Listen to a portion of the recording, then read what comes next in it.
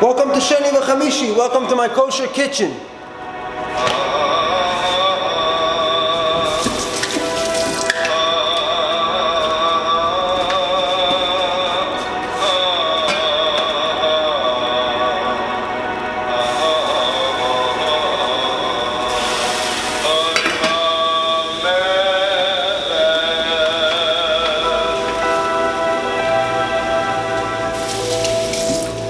Uman Rosh Hashana. Just for a little bit, we'll talk about it. So, what do I like about this Uman? There was a concert, and there was a guy named Nissim Black. I think he's a Ger Tzedek, and he's black, and he's singing, rapping, and everyone's enjoying dancing. And somebody looks at it and he comments on Facebook and he says, which is good, it's good that he comments because many people feel this but they're embarrassed to express their feelings, and then we don't know what people feel and we don't know what people suffer from. But he says, this is Judaism? And my answer is every Haredi boy knows the story of the Baal Shem Tov. It's become mainstream where he takes his Talmidim into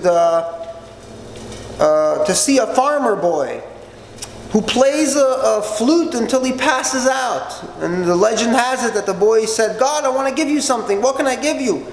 And he takes a coin out of his pocket and he throws it up to the heavens, and a hand comes out from heavens and takes the coin, like accepts his offering.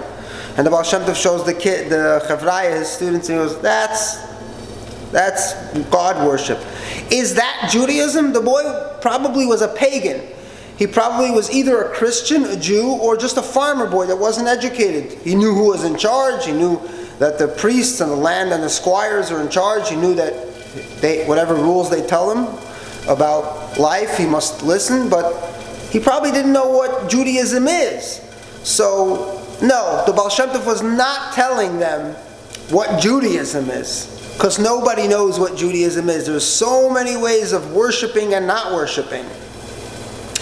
Jews were into everything and still are today, and it's always been like that. And as the philosopher Yeshayahu Leibovitz says, Af pam lo kiyamu ota. The Torah, the Jews never kept it. The Torah tells us what it chooses to tell us, but we don't know how many other groups there were. And I asked the guy, what do you think Judaism is? What do you do? Now, this singing and concert and Uman for the masses is, it's not the Uman that was a bunch of people davening on the kever where they didn't have much to eat and they didn't have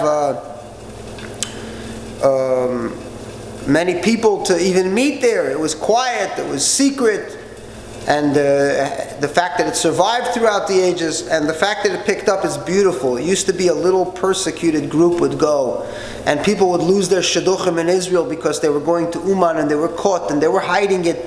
And the Satmar boys were writing down on a piece of paper the 10 kapitlach that Rav Nachman gave, and he said it's a great secret. And when they would do that, they had to hide it. And people would look and see them reading in the Tillim, skipping chapters and saying the 10 kapitlach.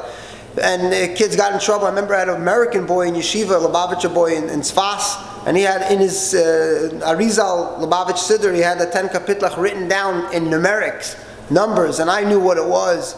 I didn't bother him. I wasn't cruel. And myself, I was starting to get interested in Breslov myself. It was very difficult because Rav Nachman demanded, he was very strict with sex. You couldn't look at women, and the Breslovers would always ask me, what's it like when you go to Europe? Am I mapritzut? How are the women there? And I'm like, I don't know. I didn't see anything. Why? What? 7 billion people. What's the matter? Of course, these people couldn't stop thinking about it because of the way they were educated. So, the beauty of the plurality in Uman, and one more point, the video that I saw from a Christian Ukrainian photographer who does usually videos in churches, he uploaded the davening inside Uman, beautiful job, and nobody protested. A beautiful minyan with streimlach, with white yarmulkes, beards, no beards. Nobody protested. I remember taking a little video in 770 Moitzi Shabbos, and someone said to me, a nice guy that I actually taught with him in yeshiva, a really nice guy. He said it could be some people didn't do Havdalah yet, so you can't do the video, even though they are not participating in it. There's no halacha against B'chlal being on camera on Shabbos. And I looked at that and I said, that fanaticism has to be dealt with early on by teaching people that this stuff is just custom. These laws of Shabbos are just custom. They don't exist today. If you want to know more, ask. If you don't ask, you'll never know. Back to the Uman thing, it's possible for us as a group, as a unit, to do tshuva. Individual sins are nothing. Who cares what your habits are that you're never going to anyways correct? But as a unit, we could eradicate fanaticism from our group by together. And it's difficult, but it's possible. Just like what I saw when the guy did a video in the middle of davening, and not one person protested.